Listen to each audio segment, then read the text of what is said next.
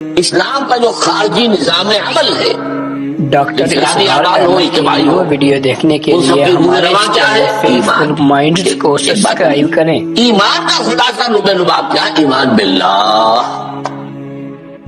جیسے ایمان بالآخرہ بھی ہے، ایمان بالملائکہ ہے، ایمان بالانبیاء ہے، ایمان بالرسل ہے، ایمان بالکتب ہے، آپ کو یہ ویڈیو اچھی لگے ایمان بالقلب ہے، لیکن اصل ایمان کو سبسکرائب کریں۔ اس لیے ایمان مجمل میں آپ کو معلوم ہے کسی اور چیز کا ذکر نہیں۔ نیو ویڈیو دیکھنے کے لیے ہمارے آمنت باللہ کما هو باسمائه وصفاته وقبلت جميع احکامه اقرار باللسان وتصدیق بالقلب۔ یہ ایمان مجمل ہے، اجمالی طور پر ایمان اس کا نام ہے، ہاں مفصل تفصیلی طور پر آمنت باللہ وملائکته وکتبه ورسله والیوم الآخر والقدر خیره وشره من اللہ تعالی۔ کہ اسلام کی جڑ ایمان اور اسلام کا سارا جو نظام عمل ہے، چاہے انفرادی اعمال ہو چاہے اجتماعی، ان سب کی روح رواں ایمان، اور ایمان کا خلاصہ ایمان باللہ، اور ایمان باللہ کا اصل حاصل وہ ہے جسے سمجھنا۔ اس کے دو تقاضے، عبادت صرف اسی کی، استعانت صرف اسی سے۔ اس لیے میں نے سورہ فاتحہ کا تذکرہ شروع کیا۔ یہ عبادت کا جوہر ہے، عبادت کا جو ہے یہ ایمان کا حاصل، عبادت صرف اس کی اور استعانت صرف اس کی۔ استعانت ہی میں ثواب بھی آ جائے۔ کبھی مدد ہے، آپ کسی سے کوئی مدد مالی چاہ رہے ہیں یا کوئی اور مدد چاہتے ہیں، کسی کام میں مدد چاہتے ہیں، جیسے میں نے کہا کہ کہیں سفارش کرانا چاہتے ہیں کہ مدد ہے، وہی استعانت کا فاستعن باللہ، اور جب مدد مانگو صرف اللہ سے مانگو۔ اور وہ سارے الفاظ یاد کر لیے، استدعاء، استعانت، استغاثہ، یہ جو غوث اعظم سے استغاثہ کیا جاتا ہے یہ تو شرک ہے۔ استغاثہ اللہ سے، دعائی اللہ کی، اس اعتبار سے استمداد، استعانت، استدعاء، استغاثہ، یہ سب اللہ سے، صرف اللہ سے۔ عبادت صرف اللہ، ایاک نعبد، اور استعانت صرف اللہ سے، مانگو صرف اللہ سے، جب مدد کرو صرف اللہ سے۔ اور جان لو اگر تمام لوگ جمع ہو کر تمہیں کوئی فائدہ پہنچا جائے، نہیں پہنچا سکتے، الا بشیء قد كتب اللہ لك وان اجتمعوا على ان يضروك بشیء لم يضروك الا بشیء قد كتب اللہ عليك۔ اگر سب مل کر چاہے تمہیں کوئی نقصان پہنچا دے، نہیں پہنچا سکتے مگر وہی کچھ جو اللہ نے تمہارے لیے کیا۔ اب بتائیے خوف کی جڑ کر جائے گی کہ یہ جو ایمان جو ہے یہ خوف اور فضل دونوں سے نجات دلانے والی بات ہے۔ جو حقیقی مومن ہے وہ اللہ کا ولی ہے، حقیقی مومن وہ اللہ کا ولی ہے۔ اور الا ان اولیاء اللہ لا خوف علیہم ولا هم يحزنون۔ یہ اولیاء اللہ کو علیحدہ مخلوق نہیں ہے، ان کے سر پہ سینگ نہیں ہوتے، انسان ہی ہوتے ہیں، لیکن حقیقی معنی میں مومن ان اعتبارات سے جو آج ہم پڑھ رہے ہیں، ایمان اس درجے کا پہنچ گیا تو اللہ کا ولی ہے۔ اور لوگ بھی خوف کس بات کا، کس سے خوف کروں، اس کے ہاتھ میں کچھ ہے ہی نہیں۔ اور اگر کچھ اللہ نے میرے لیے لکھے وہ آ کر رہے گا، کیا میں لاکھ گڑ گڑاؤں اور اس کے سامنے یہ چھوڑ دے؟ اگر اللہ نے لکھا ہوا ہے وہ تو آئے، تو کاہے کو اس کے سامنے گڑ گڑا، کاہے کو جب بسائی کرنا اس کے سامنے، اور کسی کے ہاتھ میں کچھ ہے ہی نہیں، میرا خیر ہے ہی نہیں، کاہے کو خوشامد کروں اس کی۔ اور سنیے، رفعت الاقلام، دیکھو نوجوان، قلمیں اٹھا دی گئی ہے، وجفت الصحف، اور جو رجسٹر ہے صحیفے ان کی سیاہی خشک ہو چکی ہے۔ یہ ہے وہ اللہ کا علم، اس میں ہر شے لکھ دی گئی، اس کی قلم اٹھا دیے گئے۔ جیسے آپ کو معلوم ہے امتحان ہوتا تھا، 3 گھنٹے ختم ہو گئے، اسٹاپ رائٹنگ، بس اب قلم کو جانا چاہیے۔ وہ قلم تو تقدیر کا کاتب جو ہے وہ قلم اس کا اب اٹھا لیا گیا، اور جو صحیفے جن پر لکھا گیا وہ خشک بھی ہو گئے۔ یہ تو روایت ہے جو امام ترمذی نے جس پر روایت کیا، یہ متن ان کا ہے جو ہم نے پڑھا ابھی، اور ان کا قول یہ ہے کہ یہ حدیث حسن صحیح ہے۔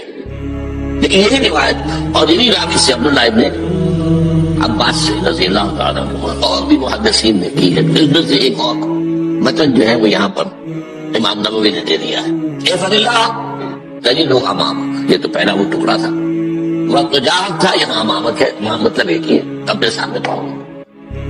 اللہ کی حفاظت کرو، اللہ کو دل میں، اللہ کی یاد کو محفوظ رکھو، گویا کہ اللہ کو مستحضر رکھو. ذکر اللہ کے معنی کیا ہے؟ استحضار اللہ فی القلب، یہ ذکر اللہ ہے. جنہیں ہم ذکر سمجھ بیٹھے وہ ذکر کے ذریعے اپنی صلاۃ لذکری، نماز قائم کرو میری یاد کے لیے، نماز ذریعہ ہے یاد کا. یہ الگ بات ہے کہ آپ نے 17 رکعتیں بھی پڑھ لی ہو عشاء کی اور یاد آپ کو آئی نہیں کوئی. آپ تو ایک میکینیکل انداز میں جو ہے وہ اٹھک بیٹھک کر رہے ہیں، آپ کے دماغ سے کچھ بھی نکل رہا ہے، تو اس کا آپ کے شعور سے، دل کی گہرائی سے پورا آتا ہے ہی نہیں، وہ ذکر تو نہیں ہوا. ہاں نماز فرض کی ادا ہو گئی، اپنی فرض ادا ہو گئی. تو جنہیں ہم نے ذکر سمجھا وہ ذرائع ذکر ہے، اللہ اللہ سبحان اللہ سبحان اللہ زبان سے، یہ تاکہ اس کے نتیجے میں وہ ذکر حاصل ہو جائے. استحضار اللہ فی القلب، ذکر کے معنی ہے استحضار اللہ فی القلب. تعرف الی اللہ فی الرخاء، اور دیکھو کشادگی کے وقت میں تم اللہ کو یاد رکھو، اللہ کی طرف رجوع کیے رہو، بھول نہ جاؤ.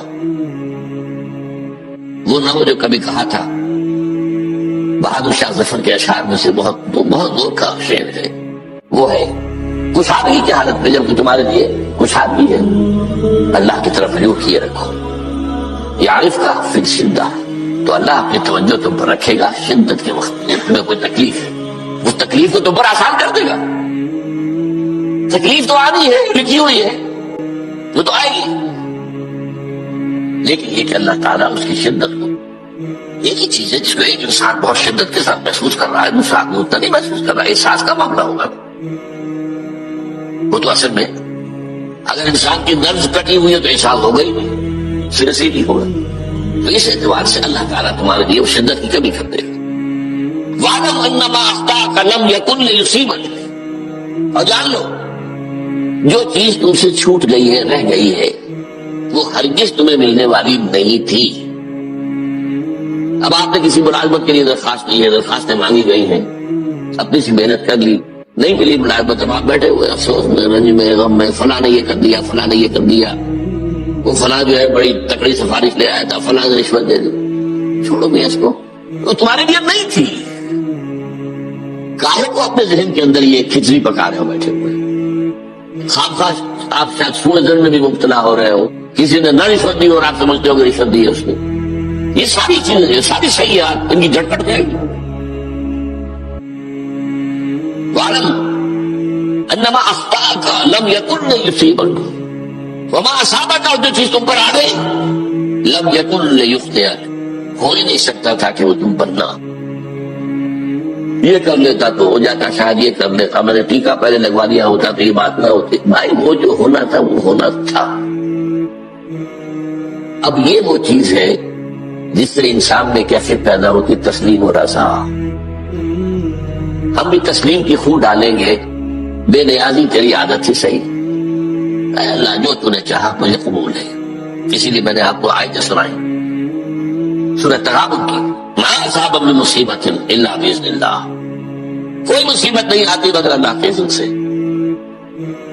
ومن یؤمن باللہ یہد قلبہ، جو اللہ پر ایمان رکھتا ہو اللہ اس کے دل کو ہدایت دے دیتا ہے. ہدایت کس بات کی؟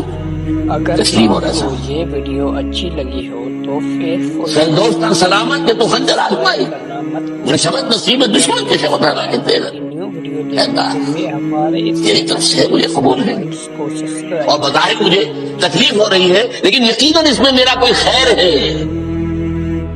میں یہ دیکھ کر خیر، میرے ہاتھ میں تو خیر ہی خیر ہے جو بھی تیری طرف سے آئے. سر تسلیم خم ہے مزاجی یاد میں. اور یہ مضمون جو ہے زیادہ بڑے پیمانے پر سورہ حدید میں آیا ہے. لا اصاب من مصیبت فی الارض ولا فی انفسکم الا فی کتاب من قبل ان نبرأها، کوئی مصیبت نہیں آتی نہ تمہاری جانوں میں نہ زمین میں زلزلہ آ جانا، سیلاب آ جانا، کچھ اور زمین کا دھس جانا، یا یہ ہے کہ تمہاری جانوں میں کوئی بخار ہو گیا، اور تکلیف ہو گئی، اچانک معلوم ہوا کہ صاحب تو کینسر ہے اور کینسر بھی اب تھرڈ اسٹیج میں پہنچ چکا ہے. لیکن جو بھی آیا ہے وہ اللہ کے علم کی کتاب میں پہلے سے لکھا ہوا ہے. فی کتاب من قبل ان نبرأها، یہ کتاب میں درج ہے اس سے پہلے کہ مجھے ظاہر کرا. اس کا نتیجہ کیا نکلنا چاہیے؟ لیکن لا تاسوا علی ما فاتکم ولا تفرحوا بما آتاکم، افسوس نہ کیا کرو جو تم سے جاتا رہے، چھوٹ جائے. کوئی عزیز فوت ہو گیا، کوئی موقع ہاتھ سے نکل گیا، ارے بھائی میں چوک گیا، بڑا موقع تھا، اب اس پر افسوس کر رہے نہیں. جو چیز لیکن لا تاسوا علی ما فاتکم ولا تفرحوا بما آتاکم، جو اللہ تمہیں دے دے اس پر بکراؤ مت. وما اصابک لم یکن لیخطئک واعلم ان النصر مع الصبر، اور جان لو اللہ کی مدد صبر کے ساتھ آتی ہے. جو آئے اس کی طرف سے جھیلو، زبان پر کلمہ شکوہ اور شکایت نہ آئے، اللہ سے شکایت نہ آئے، تسلیم اور اللہ جو تیری رضا ہے. تیری صحت ہمیں منظور ہے لیکن اس کو. مولانا محمد علی جوہر ایک مرتبہ جیل میں گئے، ایک بیٹی بیمار ہوئی، فوت ہو گئی. اس کے بعد دوسری مرتبہ پھر جیل میں گئے، دوسری بیٹی کو وہی بیماری.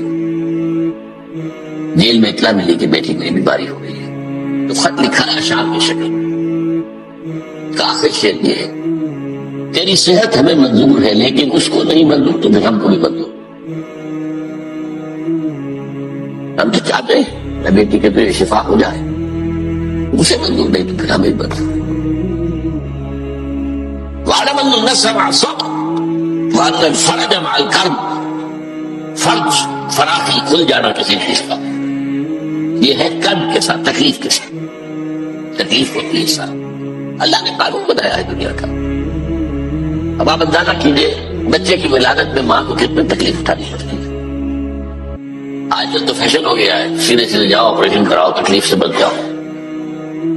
لیکن یہ ہے کہ یہ بھی آپ کے علم میں ہوگا، وہ ساری تکلیف جیسے ہی بچے کو لا کر ماں کے برابر لٹایا ہے، ساری تکلیف ختم. اگر آپ کو یہ ویڈیو اچھی لگی ہو تو فیتھ فل مائنڈ چینل کو سبسکرائب کرنا مت بھولیے. ڈاکٹر اسرار احمد کی نیو ویڈیو دیکھنے کے لیے ہمارے اس چینل فیتھ فل مائنڈز کو سبسکرائب کریں.